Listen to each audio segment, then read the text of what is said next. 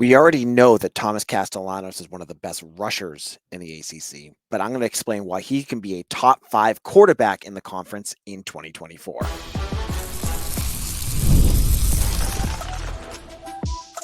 You are Locked On Boston College, your daily podcast on the Boston College Eagles. Part of the Locked On Podcast Network, your team every day. Hello and welcome. This is Locked On Boston College, your team every day, and I am your host, AJ Black. I'm the editor and publisher of Eagle Insider and the host of this great podcast. Today's episode is brought to you by Game Time. Download the Game Time app, create an account, and use code LOCKEDONCollege for $20 off your first purchase. Terms apply.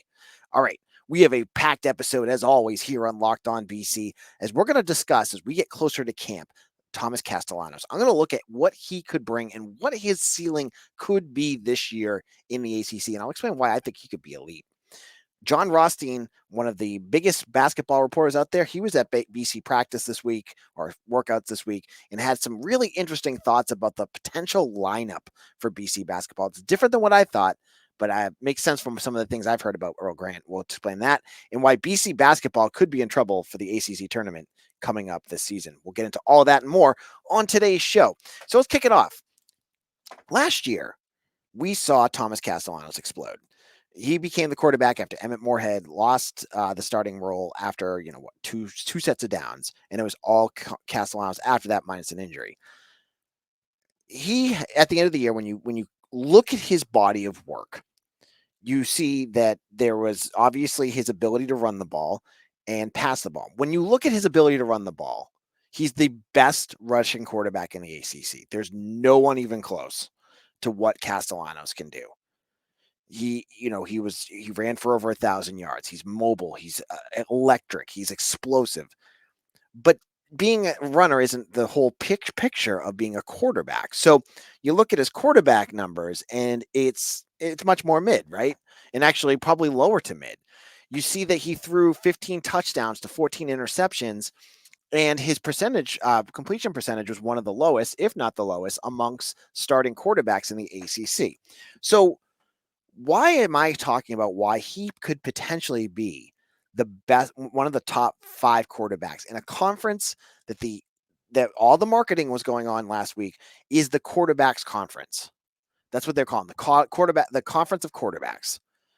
Why could Thomas Castellanos be one of the best amongst a very good group? And I'm going to explain why. You have to dig deep to see what he potentially could be like. And to do that, you got to look at some numbers. Okay.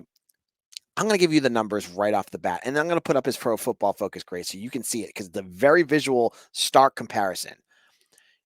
Thomas Castellanos last week told a reporter that he hurt his left AC joint in his shoulder in the UConn game. That's the game that Emmett Morehead came back for, I think, like a drive or two. And after that, he was playing hurt all year. Before the AC joint injury, and I'm going to put UConn in the after bucket, he threw for 225 yards per game, minus Army. And I am taking Army out because it's an outlier.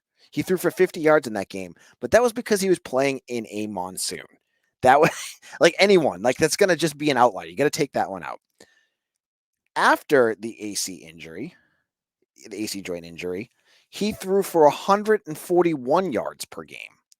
And if you want me to be fair, if you take out the SMU game, because that weather was disgusting too. If we want to play statistics with the outlier games, he threw for 149 yards per game. Still about 80 yards difference between the before and after. Starting to see a point here, right? The UConn game happens in week 8. Let's look at his touchdown to interception ratio to see if maybe there was something that went on there. And then, obviously there's oppositions and things like that could make a factor. Before the UConn game, 10 touchdowns to 6 interceptions. Not great, not as bad as 15 to 14. But after the AC injury, 5 touchdowns to 8 interceptions. So clearly he played good defenses before. He played Louisville. He played Florida State. He played some good teams before that injury happened. So it wasn't just that he was playing better teams after the injury. It was because he was hurt. Now, let me put up on the screen. If you're on YouTube, you can see it right now. This is what his passing grades look like on Pro Football Focus. So if you don't know how to read it, just use the cute little colors. It's like a grading system, basically like a elementary school report card, 0 to 100. If you go to that UConn game, and I'm just going to read you the numbers of what happened after the UConn game. So UConn 51.3, Syracuse 38.4, Virginia Tech 57.3, Pittsburgh 44.1. He played pretty well against Miami with 71.3, and then against SMU 45.7. Before that game, it was all greens, other than the Army game, which again in Virginia, which I think wasn't all his fault, but everything else was green. So that to me shows you that a healthy Thomas Castellanos can be an excellent quarterback. He's going to have the big issue that you're going to see now. He can get the ball down the field. We see it here. And when he can run the ball, it makes it a lot harder to defend when he's throwing the ball. He has a quarterback, a coach now that specializes in all this. And I've beaten this horse to death already on this. But you know what? Some of you are just tuning back in.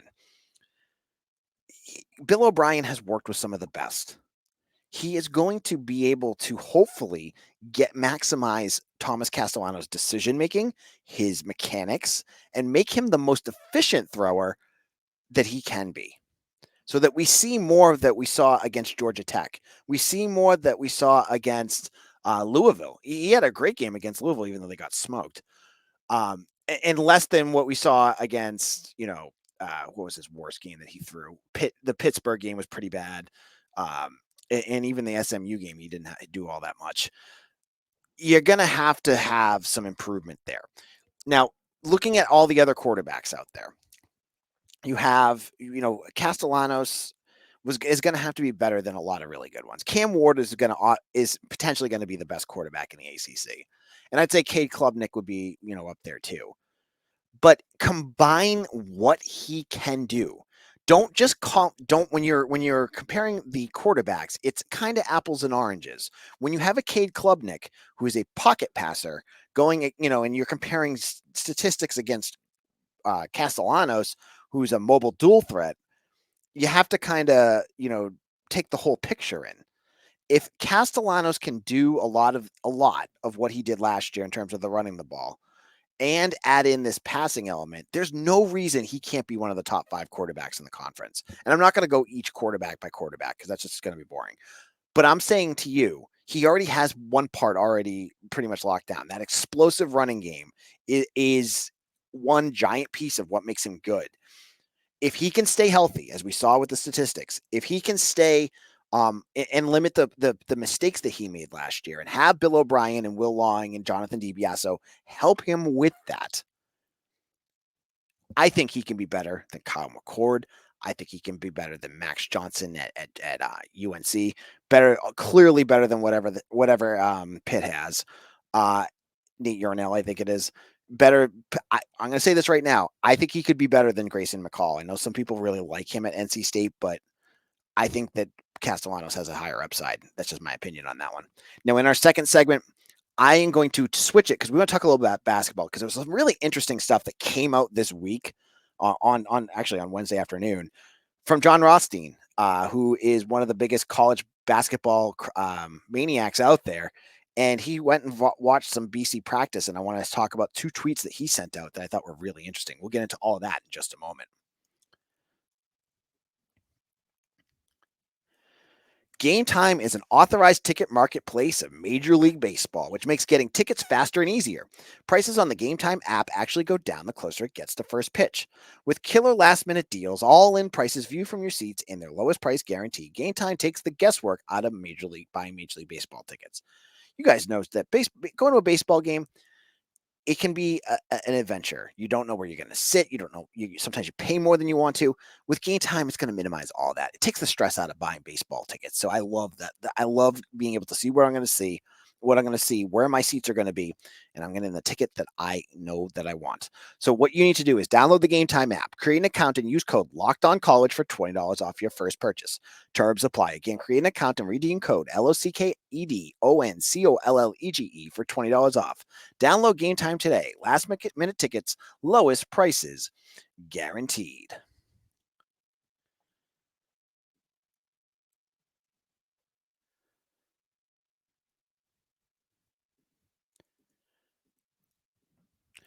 Warmer sunny days are calling. Fuel up for them with Factor's no prep, no mess meals. Meet your wellness goal in time for summer thanks to the menu of chef crafted meals with options like Calorie Smart, Protein Plus, and Keto. Factor's fresh, never frozen meals are dietitian approved and ready to eat in just 2 minutes. So no matter how busy you are, you'll always have time to eat a nutritious, great tasting meal.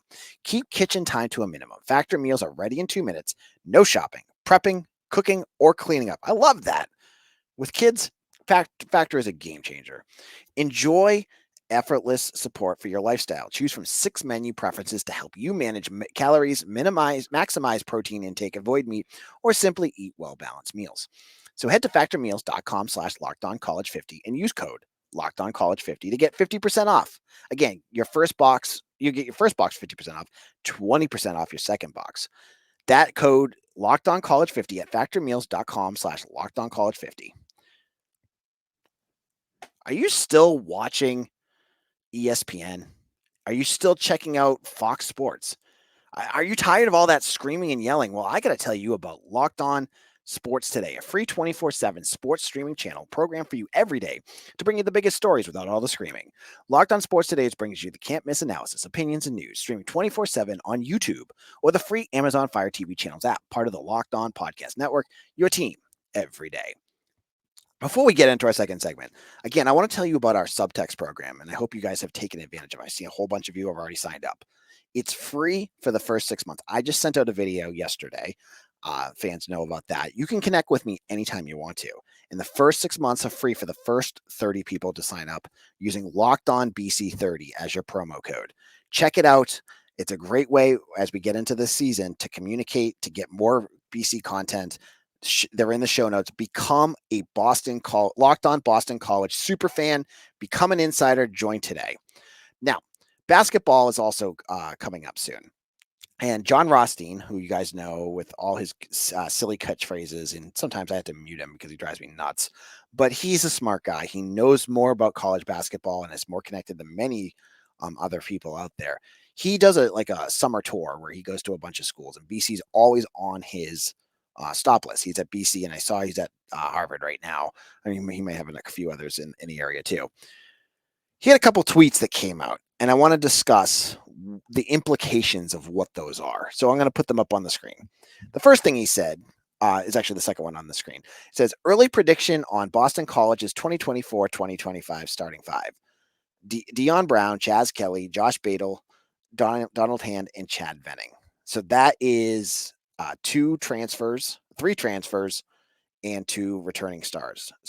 But he also had a tweet, and I didn't put this one up, is that Earl Grant's goal, and this is something I heard about, and when we had Beacon Street Ball on last fall, he talked about it, is to go with 4 guards, and he's going to do that this year. And that's why they're going to go with Brown, Kelly, Beadle, and Hand. That's a 4-guard lineup. BC's going small ball, and I don't know how I feel about this. Going small ball is okay, in my opinion, when you have a bunch of guys that can shoot and scorers. I look at Deion Brown as a guy that can score. I look at Donald Hand as a guy who could potentially score. I've not seen anything that shows me that Joshua Beadle can score yet. I mean, he averaged like 3 points a game last year for Clemson. And Chaz Kelly, I know a lot of folks are really high on him. He's not a scorer, but maybe he's more of a facilitator. That being said, I'm not sure I'm still worried that a 4-guard system, given that you have a bunch of guys who aren't the biggest scorers, is going to be a big time challenge for BC. And that it may not work. It's kind of what I'm thinking with this. When you have guys like Elijah Strong, who I really would like to see play on the bench, that kind of I'm not the biggest fan of that. He's good size. He's a big body down the bottom. So just go in next year, just knowing you're going to get smoked on the boards. BC had trouble last year when they had Quentin Post out there getting to the board sometimes. Just think of how bad that's going to be next year. They're not they're not going to stand a chance. Now, to be fair, I looked up all the heights. Donald Hand is the biggest of the four guards. He's 6'5". Everyone else is 6'3". So they're bigger guards. They're not like, you don't have like, 5'10" guards out there or 6 feet guards. They're 6'3". So there's some decent size to them. You're getting guys, hopefully, that you can remind you more of like a Jaden Zachary, who was also a pretty good rebounder. I'm all about BC finding some sort of identity, especially offensively, because especially with Quentin Post gone, this year feels like it could be a big challenge. Let's leave it at that. When they have the polls come out, I'm assuming BC is going to be near the bottom. Having four guards could work. I could also see it be a disaster, but I'm willing to give it a try because I don't see this team having a ton of top end talent next year. See a lot of good guys, and Deion Brown should be on the court. And I'm curious also why Fred McFarland's not on here. We'll have to see what Josh Beadle does. I saw him as more of a role player. The fact that Rothstein saying he's a potential starter, you got to show me. I guess. But the other piece that came out too, which I thought was interesting, was that Rothstein says on the first tweet, under the radar, ACC freshman Luka Taves will be in Boston College's rotation. A native of Japan, the 6'1" Taves is an unsung presence among the Eagles' newcomers. The other true freshman, Nick Petronio, I believe, is coming back from a leg injury. I know he's been out there practicing. I saw him lobbing up dunks to somebody today, Fred McFarland maybe. But Taves will be an interesting one to watch. He's more of an offensive-minded guard, and if you're going for guard, you're going to have to play more guards. So you have him, you have McFarland, you have Fred Payne. You'll have to see how these guys do. But I'm interested to see what Taves can do because I know a lot of basketball heads were really excited about BC getting him. So that's going to be another factor going into the season. And that was all that Rothstein says. He doesn't give any like predictions on the season or anything like that. But in our final segment, I will, because the ACC is changing their tournament format, and I'm worried about how BC is going to fall into it this season. I'll explain why in just a moment.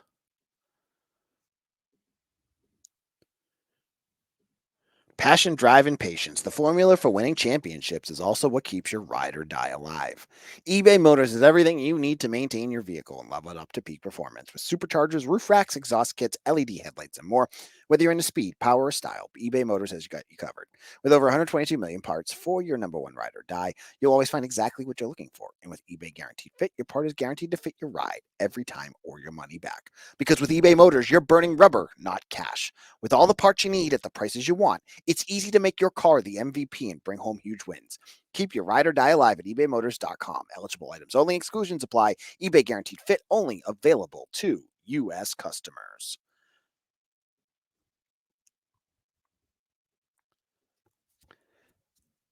Locked on Boston College, AJ Black here, and we're getting into basketball talk here. We just talked about Jon Rothstein's potential starting five, including four guards, which Earl Grant really wants. And again, that makes sense with the way he's been recruiting. You saw Nick Petronio and Luka Taves being two of the three commitments for this year. You got a couple coming in. You have Akbar Wahid coming in, and you're looking at Matthew Abel. Both of them are wingish guards, lengthier guards that you could play with. Now, there was one big ACC news item that we haven't really talked a lot about here at Locked On BC, and that is with the addition of SMU, Cal, and SMU, the ACC tournament for basketball is going to change. In the past, you had everyone make it. You had, earlier games on Tuesdays with, where BC lives, starting those early games in North Carolina. It's changed now, though. This year, it's going to be the top 15 out of the 18 teams. So that means for women's and men's, 3 teams are going to be left off. And why I'm worried about that is kind of why I am worried about this upcoming season. I've said all along that this just seems like a buffer year to get to next year. With the mass exodus that BC suffered in the transfer portal with guys like Devin McLaughlin, Jaden Zachary. They've lost a lot of talent up there. And bringing in some guys that I'm just not sure how they're going to gel in the ACC, and maybe they will, and this is all just going to be moot. That being said, I'm still worried. I'm still worried that it's going to be a tougher year for them. You look at the predictions. I'm sure BC is going to be in the bottom three. And so that makes me wonder, is BC going to miss the ACC tournament this year? The first year that they're going to do this system, are they going to miss out? That's not a good thing. That's something that could be negatively used against them in recruiting. That's something that makes the program look bad. They have to make it. And they have a lot of talent. They have a lot of players that could take that next step and be good. Like Dion Brown, for instance. I mentioned him earlier. Elijah Strong. I think these are two guys that I'd love to see take that next step. But again, I go back to this entire team right now is a lot of question marks. There's nothing I look at on this team and go, that's going to be a strength of this team. They have question marks up and down this roster. If Earl Grant is the roster manager that he may think he is, then maybe this is not going to be something to worry about. But for someone watching from the outside, seeing a whole bunch of guys come in, many of them really haven't had big roles on an ACC level team. I start to worry that that's going to be a tougher sell for them, and it's going to cause them to lose a lot of games. Again, the out-of-conference games don't really matter for the ACC tournament. It's all conference games. And BC every year is near that bottom group. They're playing on Tuesdays. So you add in 3 more teams, and if any of them are better than what BC has been, they're going to get knocked out every year. They're not going to go on this trip. That's why this team needs to gel quick and get themselves going. On tomorrow's show, we're getting ready for summer camp for BC football as they're getting ready to start on Saturday. I'm going to have more news and analysis on everything going on with BC football. We'll do some previews of BC, their summer camp program, and what's going to happen as they get ready for the Florida State game. I'm also telling you, get on Subtext right now. The notes are in the liners. I would love to see more of you guys in there. It's free. It does not have any obligation with it. You can try it for 6 months. If you don't like it, just let it lapse. If you really like it, would love to see you be part of it. It's only $4.99 a month after that. And I'm going to do some really cool stuff this season. I think you're going to really enjoy. So get on that code, Locked On BC30. And I hope to see you again tomorrow for another episode of Locked On Boston College, your team every day.